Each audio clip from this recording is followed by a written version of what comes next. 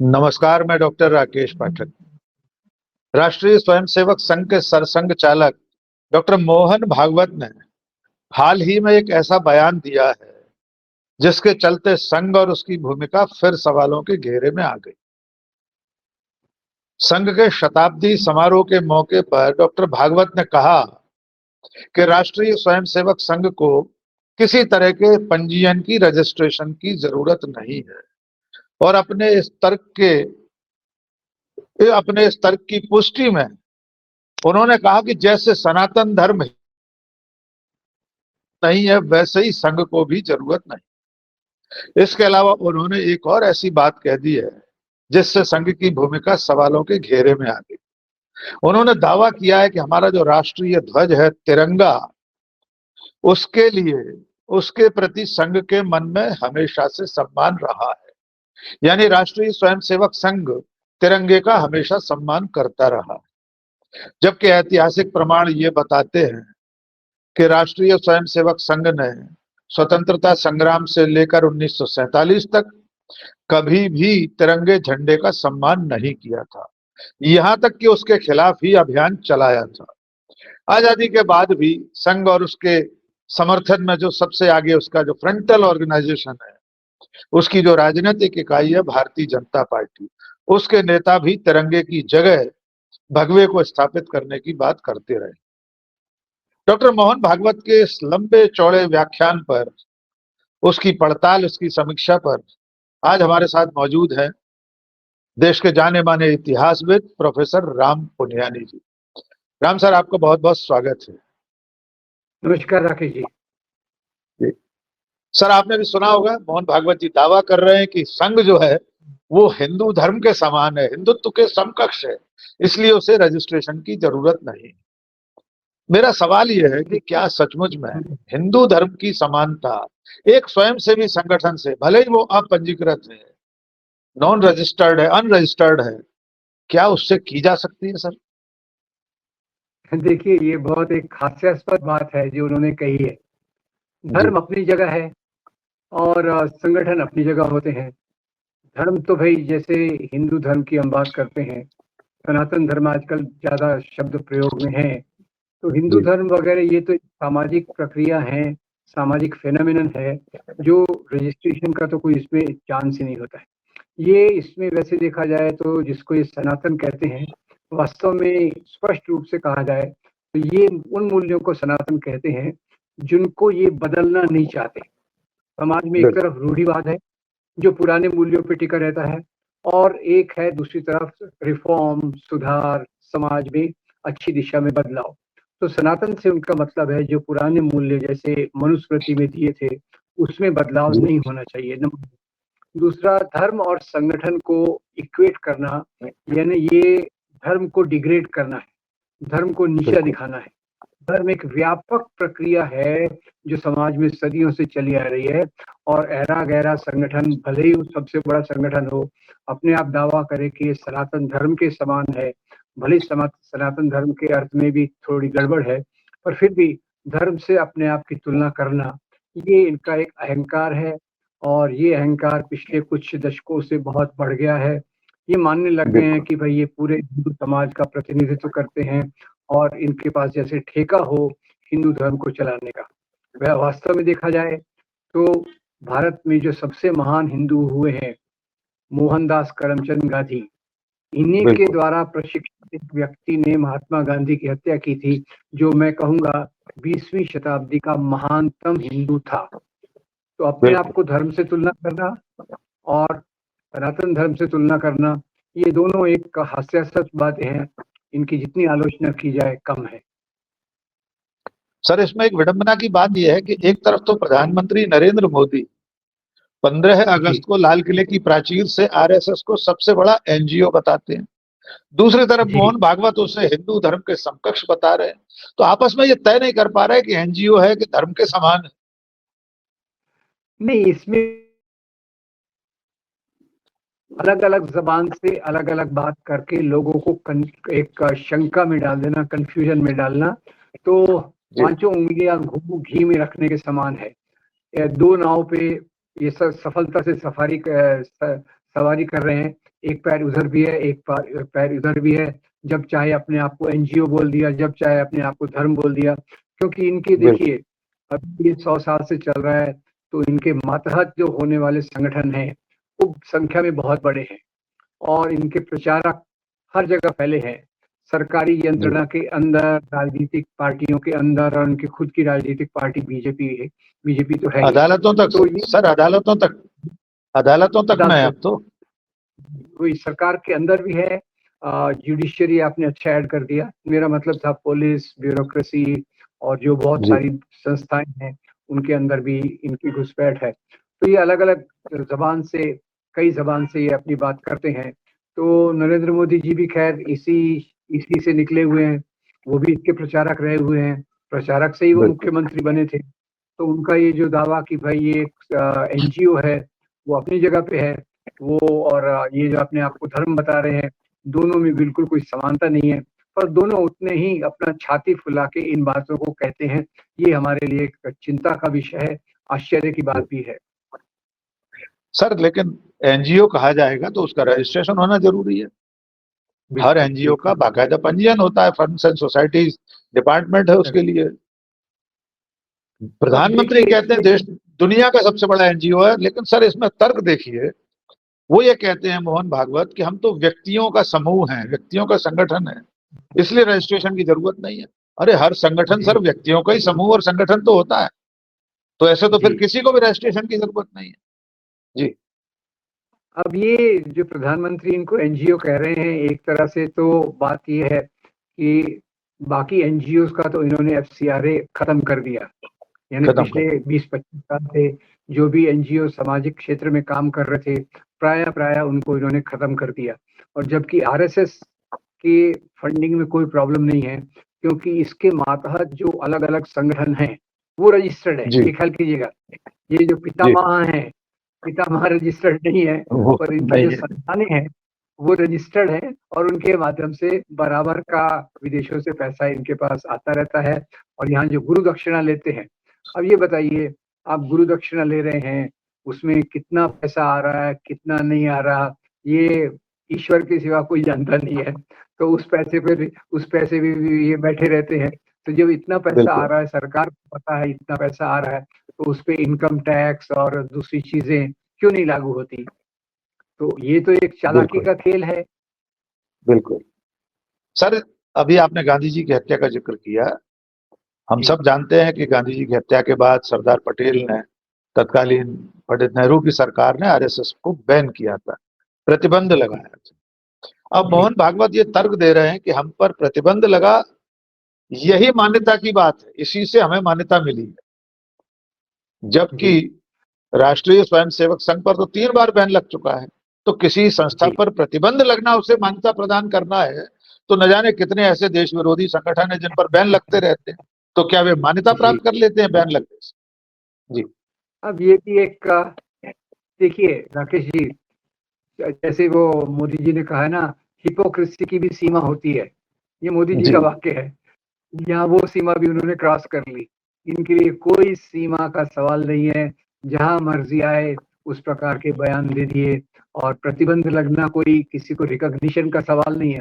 प्रतिबंध तो इसलिए लगा था ना कि पटेल साहब ने कहा था कि भाई इन्होंने जो नफरत का वातावरण खड़ा किया है, उसी के कारण हमको अपना राष्ट्रपिता खोना पड़ा। ये पटेल साहब के शब्द हैं, यही शब्द और उसी यही शब्द है। और उसी समय इन्होंने मिठाइयां भी बांटी थी नागपुर के विदर्भ एरिया में, इन्होंने पेड़े बांटे थे।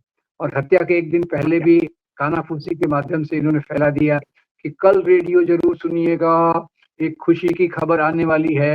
ये इनके तहलकों में जो कानाफूसी के माध्यम से अपनी बात फैलाते हैं। अब ये सब चीजें तो सरदार पटेल के पास पहुंची होंगी, इसीलिए उन्होंने इस पर प्रतिबंध लगाया। तो ये संगठन तो है जिसकी रजिस्ट्रेशन की भी जरूरत है।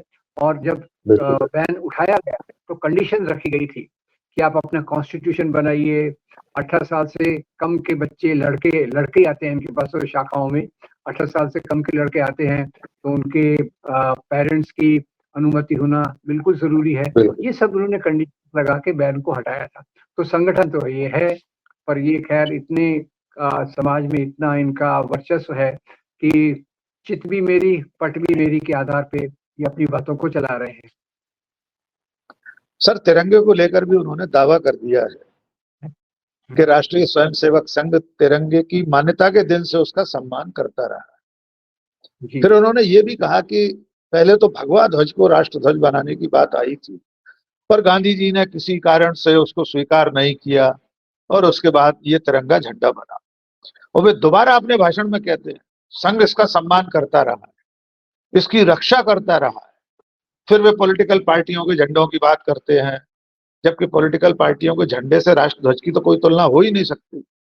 आपने प्रतिबंध हटाने की बात कही तो प्रसंगवश जोड़ देते हैं, फिर इस पर आएंगे। जब प्रतिबंध हटाया गया गांधी जी की हत्या के बाद केंद्र सरकार ने, तो उसमें जो शर्तें संघ पर लादी गई थी, उसमें एक शर्त तिरंगे का सम्मान करने की भी थी। बाकायदा लिखित में यह कहा गया था कि संघ तिरंगे का सम्मान करेगा, इस शर्त पर प्रतिबंध हटाया जा रहा है। बाकी तो वो शर्तें थी जो आपने बताई। 18 साल से कम उम्र के बालक के लिए उसके माता पिता की सहमति अनिवार्य थी। संविधान का पालन करेगा संघ, देश विरोधी गतिविधियां नहीं चलाएगा, सांप्रदायिक सद्भाव की बात करेगा, वगैरह वगैरह। अब जो तिरंगे को लेकर उन्होंने दावा किया है, उसकी पड़ताल सर मैं चाहता हूं राम सर कि आपके जरिए थोड़ा विस्तार से हो जाए। यद्यपि मैंने अपने पिछले वीडियो में उस पर बात की है कि जब भारतीय राष्ट्रीय कांग्रेस ने एक तिरंगा झंडा अपनाया, और खास तौर से एक निर्णायक तारीख का उल्लेख मैं फिर से कर देता हूं, दिसंबर 1929 को कांग्रेस के लाहौर अधिवेशन में यह तय किया गया कि अगले साल जनवरी में 26 तारीख को हर व्यक्ति अपने घरों पर तिरंगा फहराए। डॉक्टर हेडगेवार संघ के संस्थापक, उन्होंने परिपत्र जारी किया, सर्कुलर निकाला और स्वयं सेवकों से कहा कि तिरंगा नहीं भगवा ध्वज फहराएं। वहां से आगे तक, आजादी के दिन तक, गोलवलकर ने क्या लिखा ऑर्गेनाइजर में, उस सब की मैं मीमांसा चाहता हूं। आप देश को बता दें कि सचमुच में तिरंगे का सम्मान संघ कैसे करता था और आजादी के बाद कैसे कर रहा है। जी राकेश जी, आपने इसकी बहुत महत्वपूर्ण बात तो बता दी। उस समय राष्ट्रीय कांग्रेस ये पूरे देश का प्रतिनिधित्व करती थी और इन्होंने तिरंगा झंडा जिसके बीच में चरखा था, उसको एक अपने ध्वज के रूप में स्वीकार किया। अब आप जो बात कर रहे हैं 1929 की, जवाहरलाल नेहरू कांग्रेस के अध्यक्ष बने और उन्होंने कहा अब हम पूर्ण स्वराज की मांग करते हैं। तब तक तो बात कर रही थी डोमिनियन स्टेटस की, तो नेहरू जी ने कहा भाई अभी डोमिनियन स्टेटस बहुत हो गया, हम पूर्ण स्वराज की तरफ चलेंगे।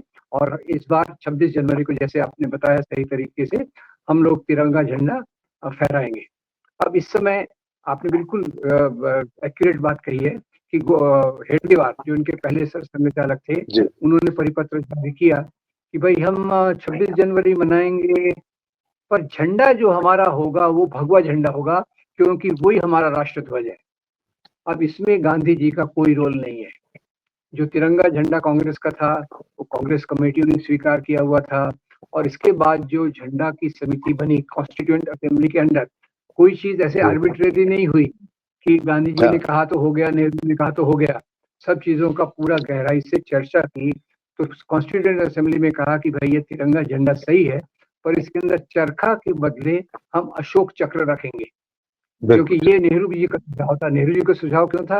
क्योंकि वो सम्राट अशोक की नीतियों से बहुत प्रभावित थे। वो खुद कहते थे सम्राट अशोक ने जो भारत में किया राज्य व्यवस्था के लिए, वो बहुत आदरणीय है, इसलिए वो उन्होंने उसके बीच में वो अशोक चक्र रखा। तो ये तो संविधान द्वारा स्वीकृत हो गया। तो आपने इसकी तरफ फिर से इशारा किया। उस समय गोलवलकर संघ चालक थे। ऑर्गेनाइजर में लेख आया कि ये तिरंगा झंडा देश को कभी स्वीकार नहीं होगा, ये तिरंगा झंडा अपशकुन है। 3 शब्द, 3 जो नंबर है वो अपशकुन है। देखिए नंबरों में भी शकुन अशकुन, डिवाइड करने की बात हर जगह आना चाहिए। बेचारे 3 ने क्या पाप किया कि वो अशकुन हो गया? तो खैर तिरंगा झंडा अशकुन है, इसको हम देश कभी स्वीकार नहीं करेंगे। आगे सुनिए, इन्होंने अपने हेड ऑफिस पे कभी भी तिरंगा झंडा नहीं फहराया। तो पहले तो आलोचना की और कहा कि ये हमारा ध्वज नहीं हो सकता, हमारा ध्वज भगवा है। आगे इन्होंने 52 साल तक तिरंगा झंडा नहीं फहराया। और कब फहराया? नागपुर के 3 नौजवान 26 जनवरी को आए या 15 अगस्त को आए और उन्होंने आरएसएस के हेड ऑफिस पे 26 जनवरी 2001 2001 को उन्होंने वहां तिरंगा झंडा लहराया। तो इन्होंने क्या किया, इन्होंने इन तीनों के खिलाफ मुकदमा दायर कर दिया कि भाई देखो ये हमारे यहाँ आ गए हेड ऑफिस पे और इन्होंने झंडा लहरा दिया। वो केस कई सालों तक ये चलाते रहे और उसके जी बाद उन्होंने फिर तिरंगे झंडे का इस्तेमाल करना चालू किया। तो खैर ये है कि भाई अपने पुराने जो, ये पुरानी गलती भी नहीं है, उनकी विचारधारा का भाग है। उनकी विचारधारा का भाई तिरंगा झंडा पूरे धर्मनिरपेक्ष लोकतांत्रिक भारत का प्रतिनिधित्व करता है और भगवा बिल्कुल। झंडा ये हिंदू राष्ट्र का प्रतिनिधित्व करता है। इसे मैं नहीं कहूंगा कि वो उनकी विचारधारा के अनुसार वो भगवे झंडे को मानते हैं, पर अब ये जो नए सरसंघ चालक हैं, इनको भाषा बदलनी पड़ रही है। क्यों बदलनी पड़ रही है? क्योंकि इनको दूसरों के भी वोट चाहिए। शुरुआत में तो केवल हिंदू वोट, हिंदू का सवर्ण संभ्रांत तबके के वोट के आधार पे चल रहे थे। अब दूसरों के भी वोट चाहिए, इसीलिए जबानी जमा पूंजी करने के हिसाब से वो तिरंगे झंडे को हाइंडसाइट में आदर दे रहे हैं, जो बात सच्चाई से कोसों दूर है। सच्चाई से इसका कोई लेना देना नहीं है। इन्होंने कभी भी तिरंगे झंडे का आदर अभी तक नहीं किया है। सर अभी भी आपने एक उदाहरण दिया, मुख्यालय पर तिरंगा नहीं फहराया उन्होंने। उसमें वो एक तर्क देते हैं कि पहले ध्वज संहिता में ये प्रावधान था कि हर कोई तिरंगा नहीं फहरा सकता, जबकि ये तर्क भी कुतर्क है सर। सुप्रीम कोर्ट के उस कुतर्क आदेश से, 2002 के आदेश से भी पहले 15 अगस्त, 26 जनवरी और 2 अक्टूबर, इन 3 तारीखों में तो कोई भी व्यक्ति झंडा फहरा सकता था, लेकिन तब भी इन बिल्कुल। लोगों ने 52 साल नहीं फहराया। वो 3 युवकों का आपने जिक्र किया, वे राष्ट्र प्रेमी युवा दल एक उनका संगठन था, अ, जी जी बाबा मेंढे, रमेश कोलंबे और दिलीप चट्टानी, ये 3 युवक थे। जी। 2023 तक मुकदमा चला सर। मतलब संघ ने उनको तिरंगा झंडा फहराने का आग्रह करने आए थे, वहां फहराने आए थे, उसमें इतने दिन मुकदमे में फंसा कर रखा। और सर आज भी, जी अभी आपको याद होगा 2022-23 की बात है, कर्नाटक में बीजेपी की सरकार थी, वहां ये के एस ईश्वरप्पा एक मंत्री है, उन्होंने कहा था कि जी एक दिन आएगा कि लाल किले पर भगवा फहराएगा। तो भारतीय जनता जी पार्टी और उसका पितृ संगठन संघ आज भी तिरंगे को स्वीकार नहीं करते हैं। आपने अभी हिंदू जी राष्ट्र की बात कही, ये लोग सब सिर्फ हिंदुओं के वोट चाहते थे, अब दूसरों की भी बात करते हैं। वो पाखंड आप पहले ही कह चुके हैं, हिपोक्रेसी की कोई सीमा नहीं है। इस वक्त ये हिंदू राष्ट्र का आह्वान कुछ ज्यादा तेज हो चला है सर। अभी एक बाबा है जी। हमारे मध्य प्रदेश के, वो यात्रा पर निकले हुए, बुखार आ गया उनको, तो कुछ 40-50 किलोमीटर चलने पर। लेकिन क्या आपको लगता है कि इस तरह की मांग एक संवैधानिक राष्ट्र राज्य में असंवैधानिक नहीं है, गैर कानूनी नहीं है? और संघ और भारतीय जनता पार्टी का जिस तरह से छुपा हुआ समर्थन है इस हिंदू राष्ट्र के अभियान को, वो आगे चलकर जी कितना जी खतरनाक हो सकता है? जी राकेश जी, आपने बहुत सही तरीके से इसको बताया। सिर्फ मैं एक उसमें जोड़ना चाहूंगा, ये जो धीरेन्द्र कृष्ण शास्त्री का आप उल्लेख कर रहे हैं, बागेश्वर जी बाबा, इनको हमारे बागेश्वर, प्रधानमंत्री छोटा भाई कहते हैं। छोटा छोटा भाई भाई के। कहते हैं और वो हिंदू राष्ट्र की यात्रा पर निकल पड़े हैं। तो ये जो पाखंड इनका है, और देखिए जो अभी धीरेन्द्र कृष्ण शास्त्री 27-28-30 साल से तो छोटे ही होंगे, हिंदू गांव बिल्कुल। बना रहे हैं। हिंदू गांव बना रहे हैं, जो कल्पना हमारे संविधान के पूरे पूरे विरोध में है कि इस गांव में हिंदुओं के सिवा किसी को घर मिल नहीं सकता। खैर, अब ये जो इनको इस प्रकार से, आपने मुख्य सवाल था कि हिंदू राष्ट्र की ये जो बात है, ये पहले से ज्यादा आक्रामक नहीं हो गई क्या? बिल्कुल सही कहा आपने, क्योंकि जैसे 1992 तक, 1992 बाबरी मस्जिद जब तक इन्होंने गिराई, तब तक ये इनकी बात धीरे धीरे चलती थी। और वो कहते थे नहीं, हमको थियोक्रेटिक राज्य नहीं चाहिए, हम क्योंकि हिंदू हैं इसलिए हम इसको हिंदू राष्ट्र बोल रहे हैं। इस प्रकार की बातें उस समय ये लोग करते थे। अब धीरे धीरे जैसे इनकी जो ताकत मजबूत होती जा रही है, ये हिंदू राष्ट्र को ज्यादा खुले होके कह रहे हैं और हर एक को हिंदू के दायरे में लेने की कोशिश कर रहे हैं।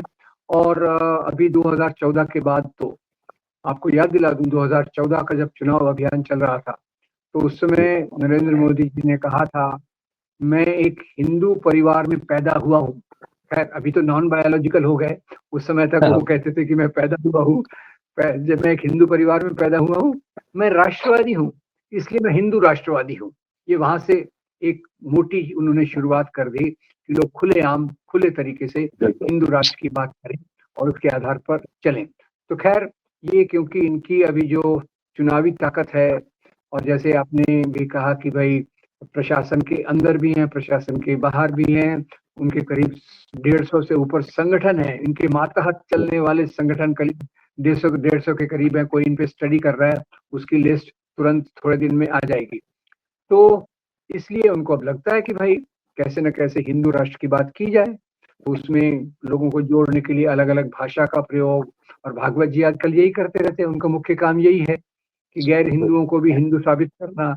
और हिंदू जो है वो तो हिंदू है ही, उसी के साथ साथ हिंदुओं के एक बड़े तबके पर, दलितों पर, आदिवासियों पर, महिलाओं पर होने वाले अत्याचार, उस तरह से आंख मूंदना और हिंदू राष्ट्र की वकालत के लिए बड़ी बड़ी बातें करना, ये उनका 2014 के बाद एक बड़ा एजेंडा हो गया है। क्योंकि वो जानते हैं, जैसे वो कहते हैं ना, सैया भय कोतवाल तो डर काहेगा। अब डर का तो 2014 से तो सरकार अपनी है, तो अपनी सरकार में किस प्रकार की भी बातें कर लें, ये इनकी मर्जी का सवाल है।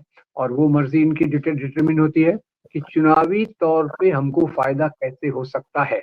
एक ही उनका मुख्य उद्देश्य रहता है, चुनावी तौर पर फायदा प्राप्त करना, और वो इनकी बात चल रही है। सर, अदालतों पर आखिरी सवाल आपसे पूछूंगा।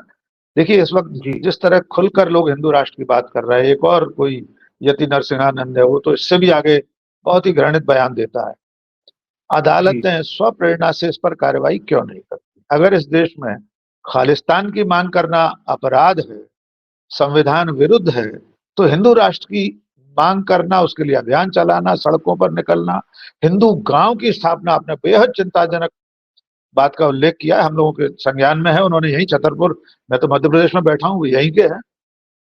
जी ये जी देश को तोड़ने वाले काम है कि आप समरसता वाले समाज में से एक धर्म का गांव बनाने जा रहे हैं, और अदालतें खामोशी से सब कुछ देख और सुन रही हैं। इस पर स्वप्रेरणा से सुओ मोटो कोई एक्शन क्यों नहीं हो सकता? राकेश जी, ये जैसे हमने देखा कि भाई न्याय व्यवस्था के अंदर भी इनका प्रभाव बहुत है, और इन्होंने दिखा दिया है कि अगर सरकारी आदेशों पर जज नहीं चले, सरकारी नीतियों के खिलाफ उनका जजमेंट जाता है, तो जज लोया भी हो सकता है उनका। बिल्कुल। ट्रांसफर होना तो मामूली बात है। जज लोया का जब उन्होंने, लोगों ने देख लिया, तो कितने ऐसे न्यायाधीश होंगे जो इसके लिए खड़े होंगे कि भाई मुझे जान की परवाह नहीं है, पर मैं सच्चाई के रास्ते पर, सही न्याय के कानून के आधार पर चलूंगा। ये बहुत मुश्किल काम है। न्याय व्यवस्था से बहुत ज्यादा उम्मीद रखना बहुत ज्यादा, क्योंकि अभी चंद्रचूड़ जी पर हमने उम्मीद रखी थी शुरू में, बाद में उन्होंने अपना रंग दिखा दिया कि भाई मैंने बिल्कुल। बाबरी मस्जिद का फैसला दिया क्योंकि भगवान मेरे सपने में आके गए थे, फिर इसीलिए वो प्रधानमंत्री जी के साथ गणपति जी की पूजा करने के लिए भी खड़े पूजा हो गए। करते तो ये चंद्रचूड़ जी का एक उदाहरण बताता है कि न्याय व्यवस्था भी कितने दबाव में है। या बिल्कुल। एक तो अंदर से वो इंडोक्ट्रिनेटेड है, जैसे इलाहाबाद के कोर्ट के वो यादव नाम के वकील थे, वो अदालत जी। के प्रांगण में ही विश्व हिंदू परिषद की वकालत कर रहे थे, जो गैर संवैधानिक है, और फिर भी उन पे कुछ नहीं हुआ। मजे में चल रही है उनकी नौकरी, और अगली बार जब राज्यपाल का प्रमोशन आएगा तो उनका नंबर सबसे पहले लगेगा, अगर यही सरकार बनी रही तो। तो आपकी ये चिंता की बात यही है कि लोकतंत्र को जिंदा रहने के लिए एक न्याय व्यवस्था और दूसरा मीडिया, ये दोनों का निष्पक्ष होना बहुत जरूरी है। और ये दोनों चीजों को अगर हम देखें तो इनका बहुत डिजेनरेशन हो गया है, इनका बहुत ह्रास हो गया है। इसलिए इनसे उम्मीद करना कि हमारे संविधान को बचाएंगे, ये बहुत मुश्किल का काम है। आपकी चिंता है वाजिब है सर। हमने आज डॉक्टर मोहन भागवत के बयान के हवाले से देश की वर्तमान स्थितियों में जो महत्वपूर्ण सवाल हैं, उनके जवाब तलाशने की कोशिश की। आप सुन रहे थे हमारे साथ डॉक्टर प्रोफेसर राम पुनियानी जी को, जिन्होंने डॉक्टर मोहन भागवत के हिंदुत्व से लेकर तिरंगे को लेकर जो बयान दिए गए हैं, आरएसएस की मान्यता को लेकर जो उन्होंने दावा किया है, उस सब का नीर शीर विवेक से हम सब के लिए मार्गदर्शन किया। बहुत बहुत धन्यवाद सर। अगली बार फिर और धन्यवाद किसी आप। विषय पर आपके साथ चर्चा करेंगे। जरूर तो दोस्तों, जरूर। आप देख रहे थे पब्लिक इंडिया पर प्रोफेसर राम पुनियानी जी के साथ इस चर्चा को। ये चर्चा आपको कैसी लगी? आपके कुछ सवालों के जवाब इस चर्चा में मिले हों तो कमेंट बॉक्स में जरूर बताइएगा। मुझे दीजिए इजाजत। बहुत बहुत शुक्रिया। धन्यवाद। धन्यवाद।